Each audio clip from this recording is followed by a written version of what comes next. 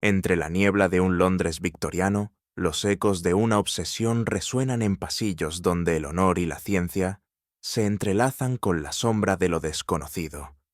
Esta es una historia de silencios inquietantes, de un objeto frágil y de pasiones ocultas que ponen a prueba la razón misma. ¿Desde dónde estás escuchando esta historia? ¿Qué hora es allá donde estás ahora? Déjamelo saber en los comentarios. Mantén la calma, ajusta tu imaginación, porque el cristal guarda secretos, y esta noche uno de ellos está a punto de revelarse. Aquel amanecer, Londres se hallaba envuelta en un manto de niebla tan espeso que apenas permitía distinguir las farolas de gas a pocos pasos de distancia. El aire húmedo impregnaba la ciudad de un silencio peculiar, roto únicamente por el crujir de las ruedas de los carruajes sobre los adoquines mojados. Recuerdo haber pensado, mientras me abrigaba frente al fuego del 221B de Baker Street, que los casos más extraordinarios de mi amigo Sherlock Holmes solían comenzar no con estruendo, sino con la discreta irrupción de un detalle nimio, un murmullo en la penumbra o un visitante que llegaba sin anunciarse. Holmes, de semblante absorto, repasaba un grueso volumen de anatomía, comparada cuando un leve golpeteo en la puerta nos anunció que el día iba a desviarse de su curso habitual. Yo, aún sin sospechar la naturaleza de lo que estaba por llegar, experimenté esa vaga inquietud que precede a lo insólito, como si la niebla exterior hubiera penetrado en la estancia, trayendo consigo un presagio de misterio. La puerta se abrió para dar paso a una dama de porte distinguido, aunque marcada por una turbación apenas contenida. Se presentó como Lady Eliza Farnsworth, y sus manos enguantadas estrechaban con fuerza un objeto alargado, cuidadosamente envuelto en terciopelo oscuro. Sus ojos, enrojecidos por el desvelo, buscaban en Holmes algo más que consejo. Anhelaban refugio contra un temor silencioso. Holmes la invitó a sentarse con una inclinación cortés, mientras yo percibía en su actitud una dignidad propia de las viejas familias de Inglaterra. Sin embargo, aquella compostura no lograba disimular la tensión que crispaba sus labios. El objeto que traía consigo parecía concentrar todas sus emociones, como si en su interior se hallara tanto el motivo de su angustia como la clave de su liberación. El contraste entre la niebla exterior y la intensidad de aquella visita imprimió a la escena un carácter solemne, cuyo peso todavía recuerdo. Con un gesto lento y casi reverente, Lady Eliza retiró el terciopelo, revelando un cráneo traslúcido que atrapó la luz del gas con un fulgor frío e inquietante. Su superficie, pulida hasta la perfección, parecía reflejar no solo los contornos de la habitación, sino también la aprensión de todos los presentes. Explicó que la pieza procedía de Centroamérica y había sido adquirida por su difunto esposo, Sir Reginald Farnsworth, hombre dedicado a las ciencias anticuarias. Desde su muerte, ocurrida pocas semanas antes, aquel artefacto se había convertido en el epicentro de incidentes perturbadores en su residencia. Ella hablaba con voz baja, como si temiera que el objeto, silencioso e inmóvil, pudiera escucharla. Holmes, sin pronunciar palabra, se inclinó levemente hacia adelante, y yo advertí en su mirada ese brillo peculiar que delataba el surgimiento de una idea. El cráneo, más que una curiosidad exótica, se alzaba ante nosotros como el emblema tangible de un enigma aún sin nombre. Lady Eliza continuó su relato con pausada resignación. Desde que el cráneo había sido colocado en el estudio de su esposo, se oían pasos nocturnos en pasillos vacíos, resonaban portazos inexplicables, y en 2 ocasiones alguien había sido visto merodeando por los ventanales. Más inquietante aún fue la desaparición de ciertos documentos que Sir Reginald había guardado celosamente entre sus papeles. Notas relacionadas con sus investigaciones sobre antiguas rutas comerciales mayas. Mientras hablaba, noté cómo sus manos temblaban a pesar de los guantes, como si reviviera la ansiedad de aquellas noches interminables. La niebla de la ciudad parecía haberse trasladado a su memoria, cubriendo con un velo turbio la línea que separa lo real de lo imaginado. Yo mismo, aunque deseoso de atribuir todo a coincidencias, no pude evitar un estremecimiento al observar cómo la luz se quebraba dentro del cristal, proyectando sombras cambiantes sobre la mesa. Durante el relato, Holmes había permanecido en silencio, con los dedos entrelazados bajo el mentón y los ojos semicerrados, como absorto en una reflexión distante. Solo cuando Lady Elisa mencionó que uno de los documentos desapareció la misma noche en que el cráneo fue depositado en el estudio, noté en él un sutil cambio. Sus párpados se alzaron apenas, y el brillo acerado de su mirada se posó en el objeto con renovado interés. No pronunció comentario alguno, pero yo conocía lo suficiente a mi amigo para advertir que su aparente indiferencia ocultaba un estado de aguda concentración. Mientras Lady Elisa aguardaba su respuesta, Holmes tamborileaba suavemente los dedos sobre el brazo de la silla, un compás silencioso que, para mí, era la señal inequívoca de que la maquinaria de su mente se había puesto en marcha. Holmes tomó el cráneo de cristal entre sus manos con la delicadeza de un cirujano que examina un órgano vital. El objeto, a la luz de la lámpara de gas, devolvía reflejos fríos y casi hipnóticos. Yo, que lo observaba por encima de su hombro, no pude dejar de sentir un leve malestar, como si aquel fulgor helado escondiera un designio ajeno a nuestra comprensión. Holmes permaneció en silencio, girando el cráneo lentamente, deteniéndose en su base con especial atención. Entonces, con un leve murmullo que apenas pude oír, señaló unas diminutas marcas, invisibles a simple vista, que rodeaban la superficie inferior. «Arañazos recientes», dijo con sequedad.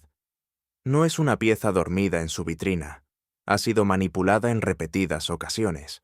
Ese detalle, minúsculo en apariencia, bastó para transformar el objeto de curiosidad arqueológica en testigo silencioso de una trama aún por desentrañar». Holmes alzó la vista hacia Lady Elisa, que permanecía rígida, como deseando librarse de la mirada escrutadora del detective. Con un gesto brusco, le pidió sus guantes.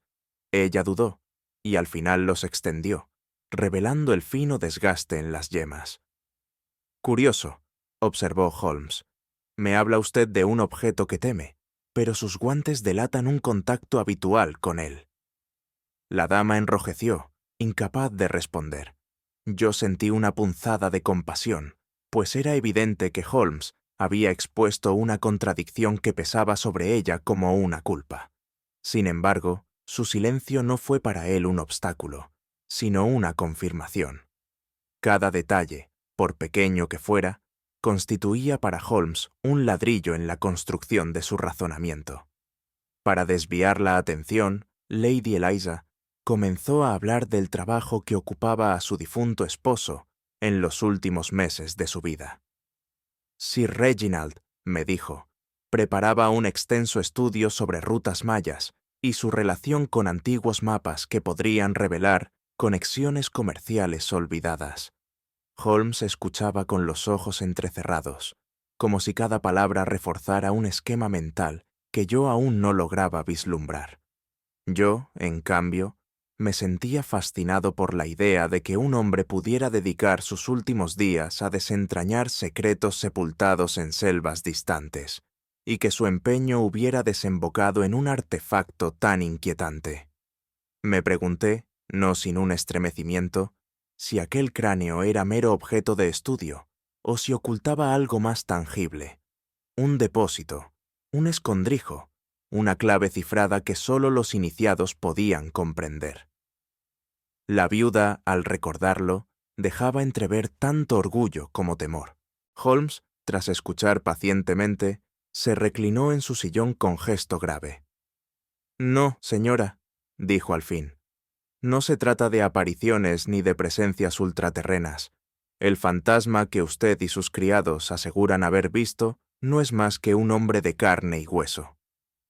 Sus palabras cayeron con la frialdad de una sentencia. Lady Elisa lo miró incrédula, como si le arrebataran la última explicación posible a sus noches de angustia. Yo mismo, debo confesarlo, experimenté cierta resistencia a aceptar la naturalidad de su conclusión. Quien merodea su casa, prosiguió Holmes, lo hace no para asustarla, sino para obtener lo que supone escondido en este cráneo o en los papeles de su difunto esposo. La clave, créame, está en la conjunción entre el objeto y el legado académico de Sir Reginald. Y así, con esa mezcla de lógica implacable y sobriedad de tono que le era propia, Holmes disipaba las brumas del miedo para reemplazarlas con una amenaza aún más inquietante, la certeza de una inteligencia humana en la sombra. La tarde se fue cerrando sobre nosotros con un cielo plomizo que presagiaba tormenta. Cuando el carruaje tomó rumbo hacia las afueras de Londres, la lluvia comenzó a golpear los cristales con una cadencia monótona que acentuaba el silencio entre Holmes y yo. Observaba el reflejo difuso de las farolas sobre los charcos que se multiplicaban en las calles adoquinadas, mientras pensaba en la extraña combinación de elementos que nos conducía a la mansión Farnsworth. Un cráneo de cristal, documentos desaparecidos y una dama acosada por sombras. Holmes, como siempre en tales desplazamientos, se mantenía abstraído. Sus ojos parecían seguir un hilo invisible en el aire, como si ya reconstruyera los pasos de un culpable aún no identificado. Yo, por mi parte, no podía dejar de sentir un ligero desasosiego. La lluvia, el olor húmedo del cuero del carruaje y la penumbra de la tarde creaban un marco idóneo para el misterio. Cuando por fin divisamos, entre árboles desnudos, la silueta oscura de la mansión, sentí la misma opresión en el pecho que antecede a un encuentro con lo desconocido. Al ser conducidos al interior, quedé sobrecogido por la vasta biblioteca que ocupaba el centro de la casa. A diferencia de otras salas frías y silenciosas, aquella parecía conservar aún el pulso vital de Sir Reginald. Los estantes rebosaban de volúmenes en varios idiomas, junto a mapas enrollados y vitrinas repletas de objetos extraídos de viajes lejanos. Había en el aire un leve aroma a papel viejo y cera de velas, que impregnaba la estancia de una gravedad solemne. Mientras Holmes recorría la sala con mirada inquisitiva, yo no podía evitar imaginar las largas noches de estudio del difunto, rodeado de pergaminos y figuras talladas en piedra. Cada objeto era un eco de sus obsesiones y un recordatorio de su muerte reciente. Sentí que esa biblioteca era más que una colección de curiosidades. Era el espejo de una mente atrapada en enigmas del pasado, y quizás también el escenario donde había comenzado la desgracia que ahora nos convocaba. Nos recibió el mayordomo Hargreaves, cuya cortesía resultaba tan impecable como forzada. Su voz, modulada con aparente serenidad, tenía un trasfondo de cansancio o de resignación. Apenas sostenía la mirada de Holmes, lo que me llevó a sospechar que ocultaba más de lo que admitía su semblante imperturbable. En contraste, la sobrina de Lady Elisa, Miss Clara Ashworth, se mostró vigilante, casi desafiante. Sus ojos, brillantes de desconfianza, seguían con atención cada palabra y cada gesto de Holmes, como temiendo que sus preguntas desenterraran secretos familiares. La conversación inicial, cargada de fórmulas sociales, pronto adquirió un matiz incómodo. Clara respondía con frases breves, mientras Hargreaves parecía recitar lo que había ensayado previamente. Yo advertía en ello el peso de una tensión larvada y comprendí que en aquella casa la cortesía era apenas un velo sobre la desconfianza. Mientras se nos concedía un breve descanso antes de la cena, Holmes aprovechó para recorrer los pasillos con ese andar pausado que oculta un escrutinio implacable. Yo lo seguía de cerca, tratando de descifrar la lógica de su atención. En la grava del jardín lateral señaló unas pisadas recientes, demasiado ligeras para corresponder a Hargreaves y demasiado hondas para ser de Clara. En el marco de una ventana descubrió leves arañazos, como si alguien hubiera intentado forzar la entrada. Frente a la puerta del estudio, Holmes se inclinó sin pronunciar palabra. Su dedo señaló una mancha oscura en el suelo. Aceite, probablemente de una lámpara o de una herramienta. Lo observé con creciente inquietud. El silencio del lugar, interrumpido solo por el tic-tac de un reloj lejano, parecía amplificar cada hallazgo. Yo sentía que la mansión nos susurraba un lenguaje propio, y que Holmes era el único capaz de descifrarlo. Esa noche compartimos la mesa con Lady Eliza y su sobrina. La vajilla impecable y los manjares servidos con precisión contrastaban con la atmósfera cargada que reinaba en torno a la mesa. Clara, con sonrisa forzada, evitaba la mirada de su tía, mientras Lady Eliza trataba de mantener la conversación en un tono ligero que no engañaba a nadie. Fue en ese ambiente donde emergió, aunque velada, la sombra de la dificultad económica. Clara dejó escapar una alusión a gastos recientes que incomodó visiblemente a Lady Eliza. Holmes, sereno, no intervino, pero yo vi cómo sus ojos se posaban sobre cada gesto, cada pausa en la conversación. La tensión flotaba entre nosotros como un tercer comensal invisible. Comprendí entonces que, más allá de los documentos extraviados y del cráneo de cristal, en esa casa pesaban también los conflictos humanos que todo misterio arrastra consigo. Me despertó un ruido leve, casi imperceptible, en medio del silencio absoluto de la casa. No era el crujido habitual de la madera bajo el peso del viento nocturno, sino algo más contenido, pasos sigilosos que buscaban no ser oídos. Permanecí inmóvil unos instantes, conteniendo la respiración, hasta que otro sonido, semejante al roce de vidrio desplazado sobre una superficie dura, me obligó a incorporarme. El corredor estaba sumido en sombras densas, iluminado tan solo por la pálida luz que filtraba la luna entre las cortinas. La mansión Farnsworth, ya de por sí imponente, se volvía en esas horas un escenario de incertidumbre. Sentí un estremecimiento, mezcla de temor y excitación, pues intuía que aquello constituía el primer movimiento visible de un enigma largamente contenido. Avancé unos pasos y entonces la vi. Una figura fugaz, apenas un trazo de sombra que se escabullía hacia el fondo del pasillo. Antes de que pudiera reaccionar, escuché tras de mí la voz firme de Holmes, que ya estaba despierto y alerta. Con paso veloz, aunque sin estrépito, se lanzó en persecución de aquella presencia. Yo me quedé anclado unos instantes, incapaz de moverme, fascinado por la rapidez con que el misterio se había materializado en forma humana. El eco de los pasos se extinguió pronto, tragado por los corredores interminables de la mansión. La silueta se desvaneció como un espectro que rehúsa ser capturado. Al poco tiempo, Holmes regresó con la respiración sosegada, como si la carrera no hubiese alterado en absoluto su compostura. Su rostro no mostraba frustración ni sorpresa, únicamente esa concentración implacable que yo había aprendido a reconocer. «Se ha escabullido con habilidad», comentó con calma. «Ni los criados han despertado, ni hay cerradura forzada que delate una intrusión vulgar. El intruso conoce bien este lugar. Yo lo observé en silencio, perplejo ante su serenidad. Para mí, la visión de aquella sombra había sido sobrecogedora. Para Holmes, no era más que una pieza adicional en un tablero que se iba desplegando con inexorable lógica. Regresamos al estudio, donde reinaba un silencio pesado, como si los objetos aguardaran nuestro veredicto. Holmes dirigió su atención al cráneo de cristal que yacía en la mesa, apenas desplazado de su posición original. Lo examinó con sus dedos largos y precisos, hasta hallar en la base un mecanismo apenas perceptible. Con un ligero movimiento, reveló un compartimento hueco, tan ingenioso como discreto.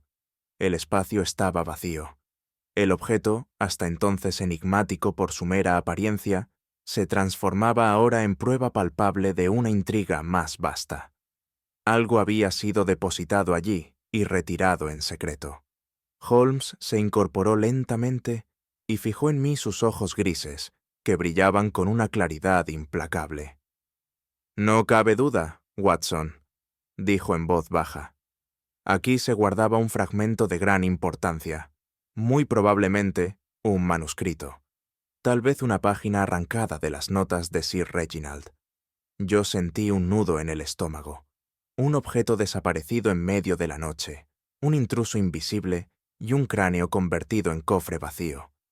Todo ello dibujaba un horizonte de incertidumbre que apenas comenzábamos a vislumbrar. Holmes, sin embargo, parecía ya caminar varios pasos por delante, como si el misterio comenzara a diablarle en un lenguaje reservado solo a él. Fue al caer la tarde, en un rincón apartado del salón, cuando Clara Ashworth se me acercó con un aire de ansiedad apenas disimulado. Sus ojos, de una vivacidad inquieta, buscaban en mí una confidencia, como si mi condición de médico y amigo de la familia me otorgara una neutralidad que ella no encontraba en Holmes. Hablaba en voz baja, casi en susurros, como temiendo que las paredes mismas pudieran delatarla. «Doctor Watson», dijo, con un temblor en los labios. «Anoche vi a Hargreaves en el estudio. Tenía el cráneo en sus manos, lo giraba como si buscara algo oculto.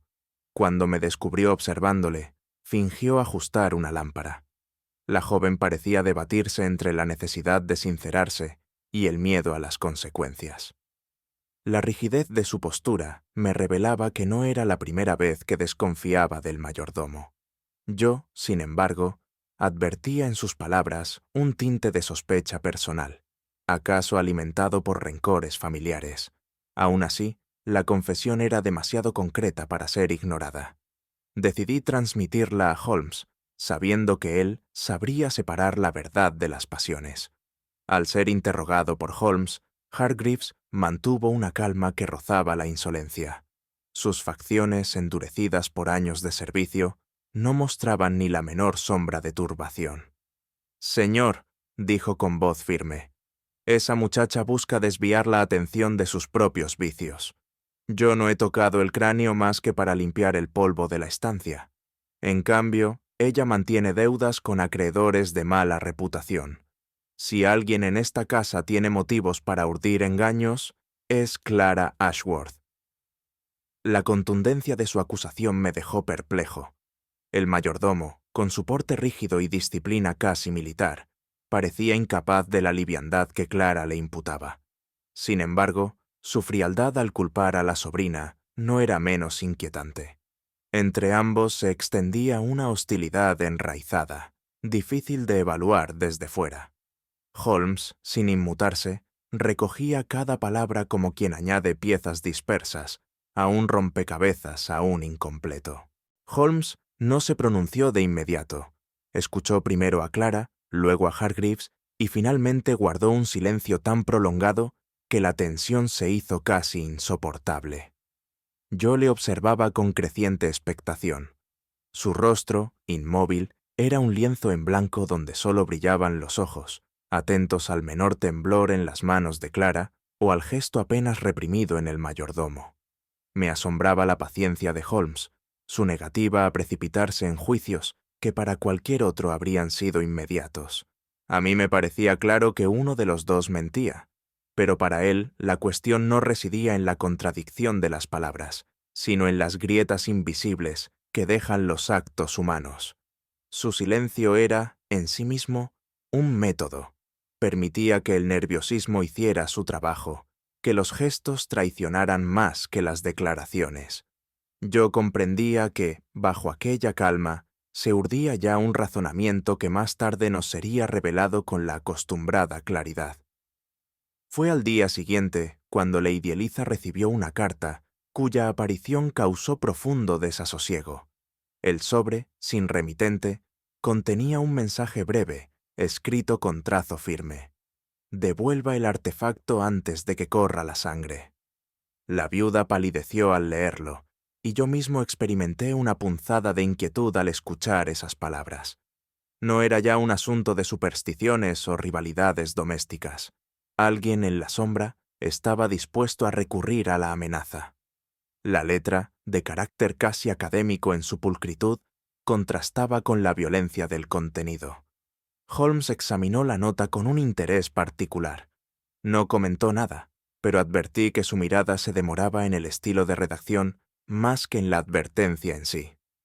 Comprendí entonces que para él lo esencial no era el tono amenazante, sino la elección de las palabras, una firma invisible, más reveladora que un nombre escrito con tinta. Esa misma noche, en la intimidad de la biblioteca, Holmes se permitió unas breves palabras conmigo.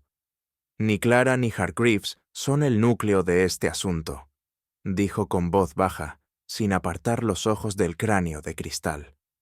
Ambos sirven de distracción, uno consciente y el otro involuntario. Su observación me dejó desconcertado. Yo había centrado mis sospechas en los dos habitantes de la casa, atrapado por la tensión evidente entre ellos. Pero Holmes veía más allá.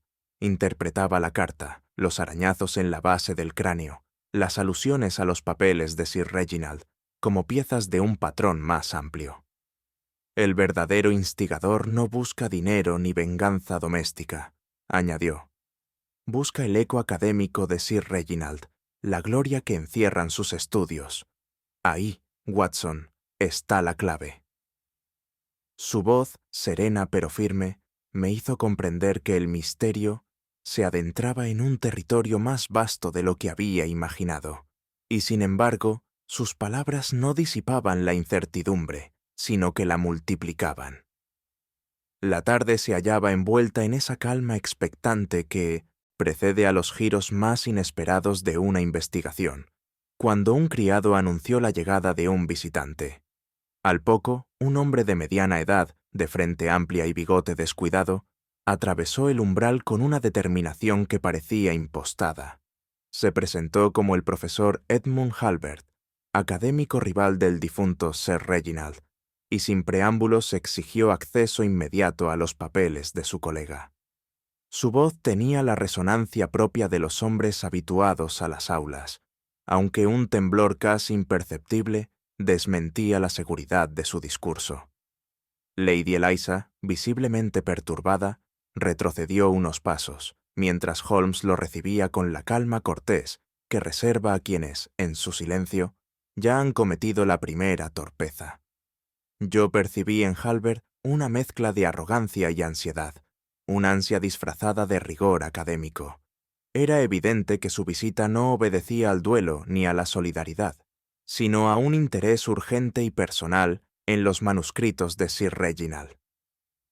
Holmes, con esa sobriedad que convertía cada frase en una trampa tendida, comenzó a interrogarlo sobre su paradero la noche anterior. Halbert, que al principio respondió con frases contundentes, pronto reveló grietas en su compostura. Balbuceaba detalles irrelevantes, se detenía a rectificar sus propias palabras y evitaba el contacto visual con todos los presentes. Yo observaba la escena con creciente suspicacia. Cada vez que Holmes insistía en la hora precisa de su llegada a Londres o en la compañía que pudiera corroborar su relato, el profesor esquivaba la cuestión con una erudición fuera de lugar, apelando a sus conocimientos o a la memoria de encuentros académicos. Era como si pretendiera que su prestigio supliera la ausencia de coartada.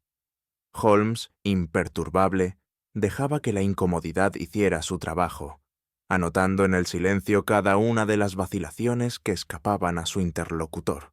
En un momento dado, mientras Halbert trataba de sostener su discurso con creciente nerviosismo, Holmes se inclinó con aire distraído hacia un rincón de la estancia. Allí reposaba el paraguas del visitante, apoyado con descuido.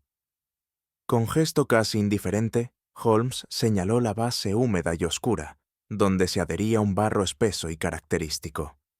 «Curioso», murmuró con esa ironía suave que me resultaba tan familiar. Londres no ha visto lodo semejante en semanas, salvo, quizá, en los jardines de Farnsworth House. El profesor se sobresaltó, y en su rostro pasó fugazmente una sombra de alarma.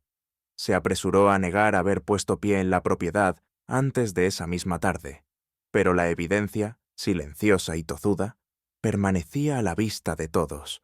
Aquella contradicción, sencilla y devastadora, añadía un peso incalculable a las sospechas que ya gravitaban sobre él. Tras la partida del profesor, un silencio denso ocupó la sala. Lady Eliza parecía aún más turbada, mientras Clara y el mayordomo se miraban con disimulada inquietud. Yo esperaba que Holmes compartiera de inmediato sus conclusiones, pero él se limitó a recostarse en su sillón, cerrando los ojos como quien se entrega a un descanso pasajero. No me engañaba. Conocía esa inmovilidad. Era la quietud de la mente que trabaja con más intensidad. En el leve tamborileo de sus dedos sobre el reposabrazos, en la curva casi imperceptible de sus labios, reconocí el signo de una certeza adquirida. Él ya había comprendido el significado del barro, las evasivas y la impaciencia del académico.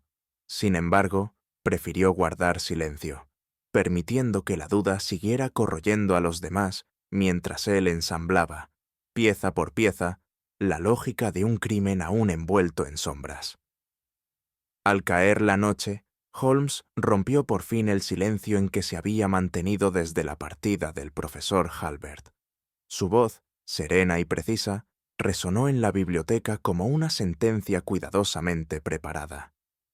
He llegado a una conclusión, Watson, pero las conclusiones, por sólidas que parezcan, deben someterse siempre a la prueba de los hechos. Esta noche comprobaremos si mi hipótesis es cierta.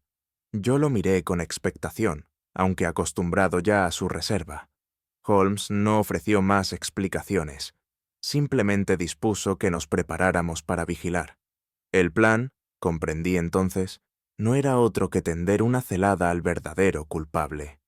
En su mirada brillaba la certeza de quien ya había visto encajar las piezas de un rompecabezas invisible para los demás. Esa calma metódica me producía siempre un doble efecto: confianza en su genio y un estremecimiento de ansiedad, pues sabía que tras ella se ocultaban riesgos de los que solo al final sería consciente. Holmes tomó el cráneo de cristal y lo situó en un lugar prominente de la biblioteca, como si quisiera devolverle su antiguo papel de centro de gravedad en la casa. El objeto resplandecía bajo la luz tenue, proyectando destellos que parecían vigilar la sala con una presencia inquietante. Nada atrae tanto a un hombre desesperado como la ilusión de que el camino está despejado, dijo en voz baja, casi para sí mismo. Luego anunció a Lady Eliza que nos retirábamos a descansar, con un aplomo tan convincente que nadie habría sospechado el ardid. Yo lo seguí en silencio, comprendiendo que nuestro verdadero destino no eran las habitaciones asignadas, sino un rincón oculto desde el que vigilaríamos. El aire de la biblioteca, impregnado de cera y humedad, me parecía cargado de presagio. El cráneo, colocado allí como un señuelo, era tanto objeto de estudio como carnada para atrapar al cazador. Nos ocultamos tras una pesada cortina, desde donde la estancia quedaba a nuestro alcance. El silencio era tan profundo que podía escuchar mi propio pulso. Holmes, en cambio, permanecía inmóvil, como si el tiempo no lo afectara. Aquella quietud, interrumpida solo por el crujido de la madera al contraerse con el frío, aumentaba la tensión de manera insoportable. Yo repasaba mentalmente todo lo ocurrido: las contradicciones de Clara, la severidad de Hargreaves, la carta amenazante. Sin embargo, sabía que para Holmes todo eso era ruido en torno a una sola verdad que se disponía a confirmar. El paso de los minutos se volvió indistinguible.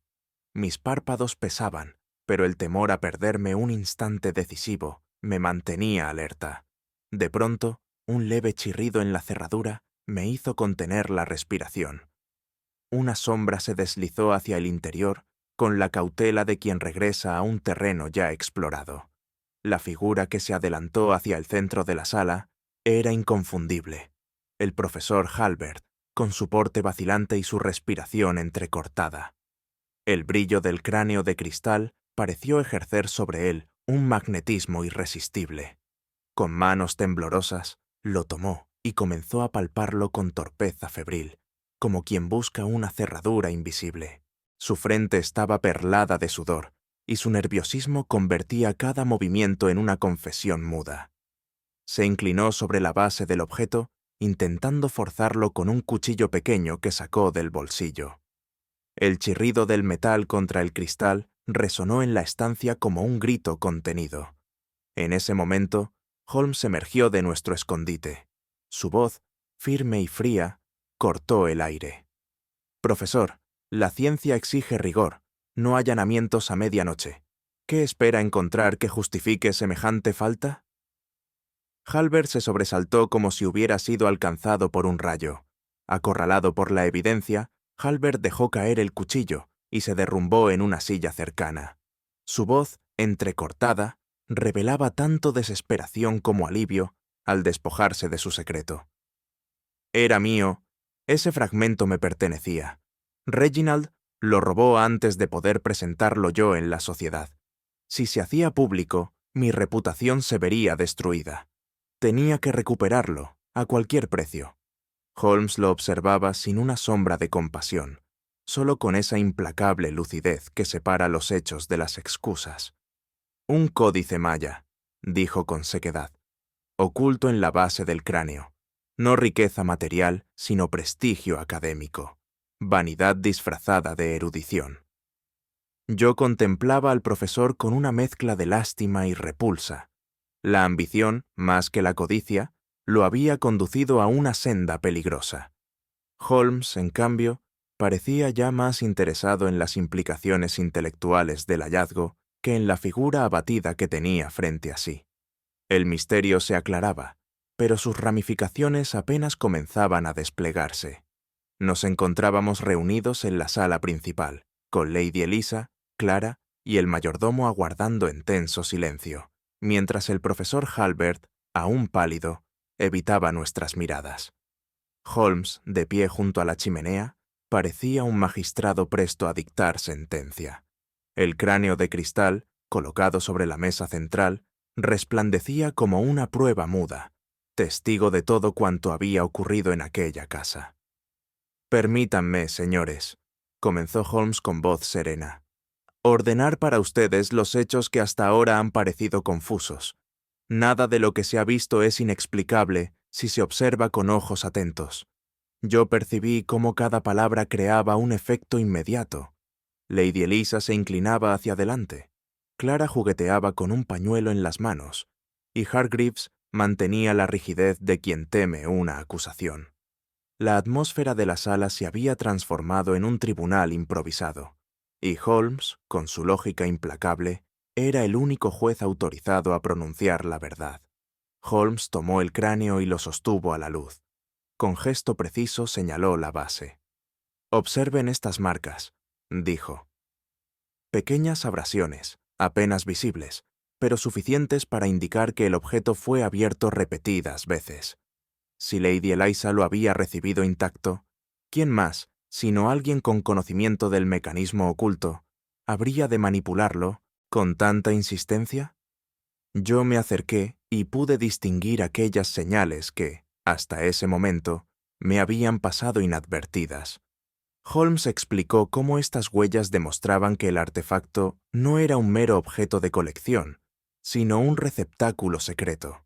El detalle, insignificante para un observador corriente, se convertía en prueba irrefutable en manos de Holmes, y comprendí que aquella claridad, surgida de lo pequeño, era lo que siempre le permitía levantar un edificio entero de deducciones sobre la base de un simple arañazo. Holmes extrajo de su bolsillo la carta recibida por Lady Elisa y la sostuvo entre dos dedos. «Este mensaje amenazante», continuó, «no guarda el sello de la criminalidad vulgar. Observen la construcción de las frases. Ordenada, casi académica. No hay erratas, no hay giros propios de Lampa, sino la pluma de alguien habituado a la argumentación culta». El profesor Hallberg bajó la vista con evidente incomodidad. Yo mismo reconocí que, leído en voz alta, el texto adquiría una cadencia más propia de un escrito científico que de un ultimátum de maleantes. Holmes señaló que el autor de la carta no buscaba atemorizar por placer, sino recuperar un bien que consideraba propio. En ese matiz radicaba toda la diferencia. No se trataba de violencia por codicia, sino de ambición disfrazada de defensa intelectual. Holmes se volvió entonces hacia Hallvard, que permanecía sentado con las manos crispadas sobre las rodillas. «Profesor, usted negó haber visitado la casa antes de ayer. Sin embargo, su paraguas nos contó otra historia». Recordé el instante en que Holmes había señalado el barro adherido en la base del objeto. Ahora lo explicaba con detalle. Era un lodo arcilloso, característico de los jardines de Farnsworth House, inconfundible en su textura y color. Ni en Londres, ni en sus alrededores recientes, puede hallarse tal suelo, añadió Holmes. Ese barro era su delación silenciosa. Hallvard abrió la boca como para protestar, pero no articuló palabra. El peso de la evidencia, tan sencilla y tan definitiva, lo reducía al silencio.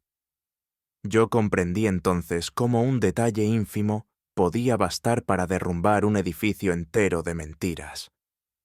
Finalmente, Holmes extendió la mano hacia Clara y Hargreaves. La señorita y el mayordomo, aunque sospechosos en apariencia, no son más que piezas secundarias en este drama. Ella, víctima de indiscreciones, él, de su propio hermetismo. Ambos sirvieron de cortinas de humo, nada más. Entonces tomó el cráneo de cristal y lo depositó de nuevo sobre la mesa. El verdadero móvil no fue el oro, ni un secreto político, sino algo aún más frágil y peligroso, el prestigio académico. El fragmento oculto en este receptáculo contenía rutas comerciales mayas. No eran mapas de tesoros, sino documentos capaces de otorgar gloria a quien los publicara primero. Yo miré a Hallvard y comprendí la tragedia. Un hombre de ciencia, empujado por la vanidad, había arriesgado su carrera y su honor. Holmes, al revelar la ambición tras la intriga, no nos ofrecía un desenlace cerrado, sino un espejo de la debilidad humana. Tras la exposición de Holmes, Lady Elisa pareció recobrar el aliento, como si al fin un peso insoportable se hubiera aligerado sobre sus hombros. No obstante, la serenidad recién alcanzada se mezclaba con una tristeza profunda. Mientras miraba el cráneo de cristal, sus ojos revelaban una dualidad difícil de sostener. Por un lado, la gratitud hacia Holmes por haber desentrañado la trama que la acosaba. Por otro, la amarga conciencia de que la obsesión de su difunto esposo había sembrado en la casa las semillas de la zozobra. «Mi paz, doctor», me dijo en una parte, «se ha visto sacrificada en nombre de estudios que nunca comprendí del todo». En su voz había un tono de resignación, como si hubiese aceptado que el legado de Sir Reginald no era tanto un orgullo como una carga. Yo sentí compasión por aquella mujer. Había sobrevivido a un enigma, pero no al recuerdo de la pasión desmedida que había consumido al hombre que amó. Clara Ashworth, que hasta entonces había mantenido un aire de altivez casi insolente, se acercó a su tía con un gesto de ternura inesperado. La tensión que había envenenado sus miradas durante días pareció disiparse en un instante. Lady Elisa aceptó aquella mano con un suspiro contenido, y yo percibí que la reconciliación no era completa, pero sí suficiente para restañar la herida. Holmes, sin embargo, no dejó escapar la ocasión de intervenir con su sobriedad habitual. «Señorita», le advirtió, «la imprudencia con el dinero suele abrir más puertas a la desgracia que la propia maldad. Sea más cauta en el futuro». Clara, ruborizada, bajó los ojos, y en aquel silencio reconocí la fuerza de una amonestación que ninguna frase más extensa habría logrado transmitir.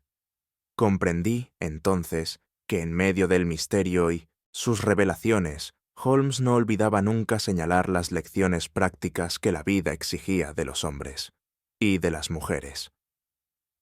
El profesor Hallvard, abatido, escuchó en silencio el dictamen de Holmes y las reacciones de quienes le rodeábamos.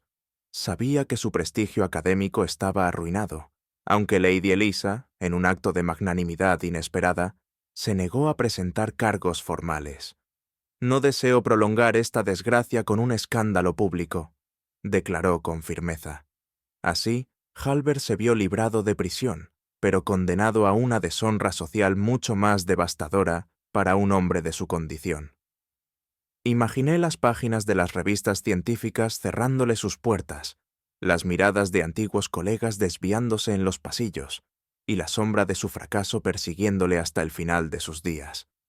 Era un castigo sin barrotes, pero de hierro invisible. Holmes lo contemplaba sin una brizna de compasión. Para él, la caída del profesor era simplemente la consecuencia natural de su propia vanidad. Yo, en cambio, sentí cierta lástima, no por el hombre, sino por la ciencia misma, que había perdido a un estudioso que prefirió el renombre a la verdad.